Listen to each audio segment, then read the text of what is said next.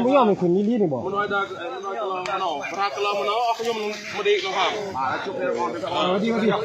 การจุ่มในความการจุ่มในรถมันเรียบจักดีการจุ่มในรถมันเรียบจักประมาณนั้นนะบอกเลยของมันเดี๋ยวบอกมันสั่นผมก็บอกเลยเดี๋ยวนี้เลยพลาดมองมาทางจง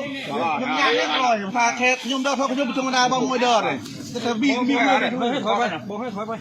ถ้างั้นไม่ใช่เลยน่าจะเป็นร่วมนะนี่ถ้าคุณเข้าไปเลยถอยไปโอ้โอเคใจเย็นบอกให้มันถอยไปไปเอาไปคนวัดจะนัดยุ่งกันได้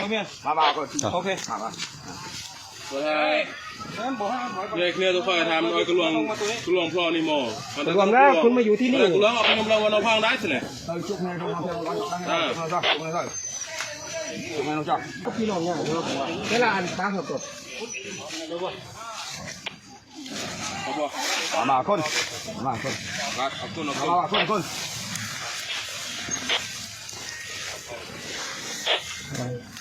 60เนี่ยถอดเยอะเนี่ยถอดเยอะเลยเอาถอดเยอะอะไรเหมือนถอดมือมา